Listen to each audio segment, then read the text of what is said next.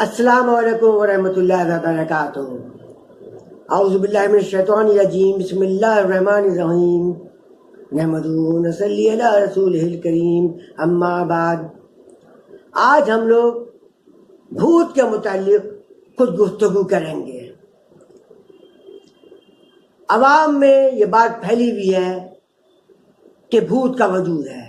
یہ بات بالکل غلط ہے۔ نہ بھوت کا کوئی وجود ہے، نہ چڑیل کچھ ہوتی ہے، نہ سیب، نہ پریت، نہ اوپری ہوا، نہ باہری ہوا کا کوئی وجود ہے۔ یہ سب بالکل بے حقیقت باتیں ہیں، یہ سب فریب ہے، یہ سب جھوٹ ہے۔ قرآن اور حدیث سے بھوت، چڑیل، آسیب کا کوئی ثبوت نہیں ملتا۔ یہ سب ایک ذہنی وہم ہے، یہ ایک وہم ہے اور جھوٹ ہے، غلط فہمی ہے۔ کچھ لوگوں کا کہنا ہے کہ جب انسان اپنی طبعی عمر میں پہنچنے سے پہلے انتقال کر جاتا ہے، یا اسے قتل کر دیا جاتا ہے، یا وہ ایکسیڈنٹ میں مارا جاتا ہے، تو اس کی روح، اس کی آتما اپنے طبعی عمر تک پہنچنے تک دنیا میں بھٹکتی رہتی ہے، اور یہی بھوت کہلاتے ہیں۔ یہ بھوت لوگوں کو پریشان کرتا ہے، لوگوں کو تنگ کرتا ہے، اور کبھی کبھی لوگوں کی جان تک لے لیتا ہے۔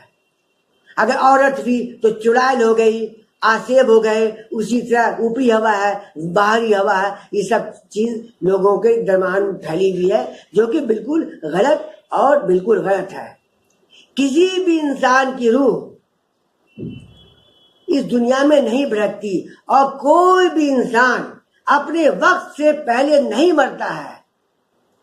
ہر کوئی اپنے وقت پر مرتا ہے۔ جب اللہ تبارک تعالیٰ نے جس کی جتنی عمر لکھی ہے، وہ خواہ وہ عورت ہو یا مرد، اسی وقت اس کی موت آئے گی۔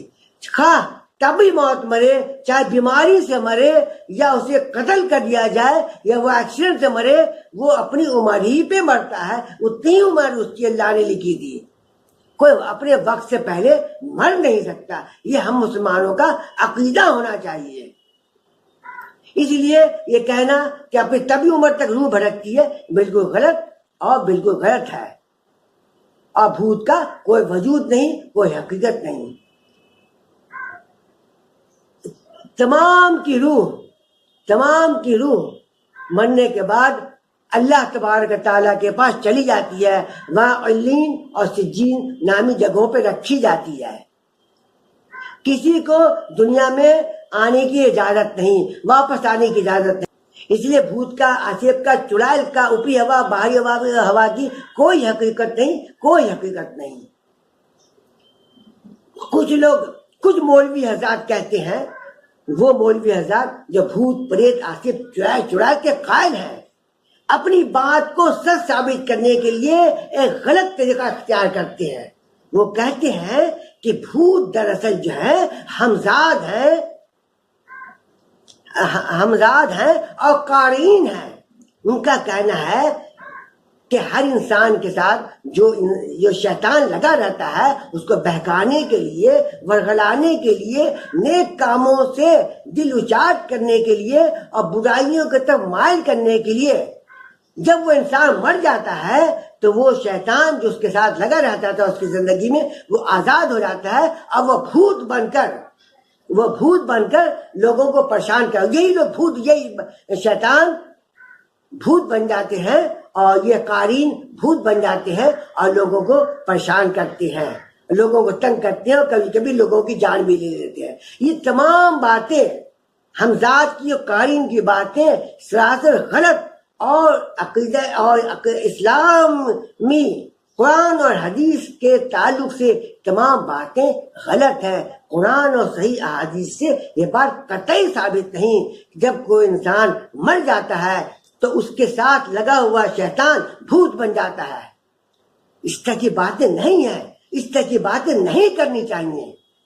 عوام میں توہم پرستی نہیں پھیلانی چاہیے، اور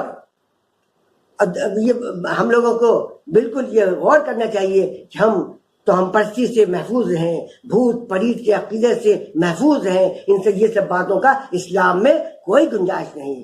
انہی سب باتوں کے ساتھ میں آپ لوگوں سے رخصت ہوتا ہوں. السلام علیکم ورحمۃ اللہ وبرکاتہ.